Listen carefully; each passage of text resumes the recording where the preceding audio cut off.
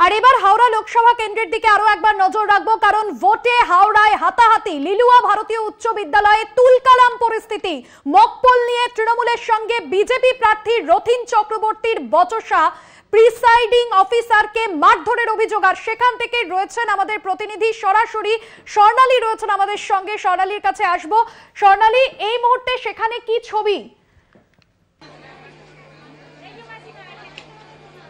একদমই ভাস্বতী, অবশ্যই এখনো পর্যন্ত বেশ কিছু অভিযোগ সামনে এসেছে হাওড়া লোকসভা কেন্দ্র থেকে এবং সেই বিষয়ে আরো বিস্তারিত জানবো। আমার সঙ্গে রয়েছেন আমাদের হাওড়ার প্রতিনিধি জগন্নাথ সামন্ত। জগন্নাথ, এখনো পর্যন্ত সামগ্রিকভাবে কি ছবি উঠে আসছে, কি কি অভিযোগ সামনে আসছে, বিশেষ করে রথীন চক্রবর্তী তিনি ঠিক কি অভিযোগ করছেন? দেখো, লিলুয়া ভারতী স্কুলে দেখা যাচ্ছে যে একেবারে যে বুথ জ্যাম করার ঘটনা আসছে, পাশাপাশি তৃণমূল কংগ্রেসের মহিলা কর্মীরা ওখানে বুথ জ্যাম করে মারধরের অভিযোগ আসছে। ঘটনাস্থলে পুলিশ অবজারভার অলোক কুমার গেছেন এবং পুরোপুরি বিষয়টাই খতিয়ে দেখছে। এখানে দেখা গেল যে রথীন চক্রবর্তী যখন গেল তাকে ধাক্কাধাক্কি শুরু করা হলো এবং মহিলা যেসব তৃণমূল কর্মীরা রয়েছে তারা প্রিসাইডিং অফিসারকে মারধর করলেন। একবারে কেঁদে কান্নায় ভেঙে পড়লেন, কেননা তিনি শিক্ষক, তিনি প্রিসাইডিং অফিসার হিসেবে এসেছে। তাকে যেভাবে মারধর করা হচ্ছে, ভোট করতে দেওয়া হচ্ছে না, একদম বুথ জ্যাম করা হচ্ছে। এই ভারতী স্কুলে এখানে পুলিশ অবজারভার ইতিমধ্যে গিয়ে সমস্ত বিষয়টা দেখছেন।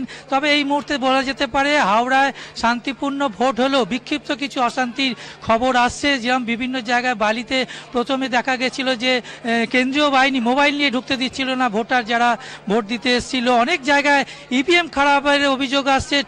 দু তিন জায়গায় যেখানে বলা হচ্ছে যে মানে ভোট কেন্দ্রের মধ্যে বুথ জ্যাম করে নিয়ে দেওয়া এবং অশান্তি ছড়ানো, বাইরের রাজ্য পুলিশকে ভোটের কেন্দ্রের মধ্যে ঢুকিয়ে ভোট করানো, বিভিন্ন অভিযোগ বিভিন্ন দল থেকে করছে, বিজেপির তরফ থেকে করছে। তবে এই মুহূর্তে পুলিশ অবজারভার গিয়ে ভারতী স্কুলে পরিস্থিতি নিয়ন্ত্রণ করেছে। রথীন চক্রবর্তী ঘটনাস্থলে গেছে, এখন আরো বিষয়টা খতিয়ে দেখা হচ্ছে। একদমই স্বর্ণালী, বোঝাই যাচ্ছে যে পরিস্থিতি কিন্তু বেশ কিছুক্ষণ তুলকালাম পরিস্থিতি তৈরি হয়েছে।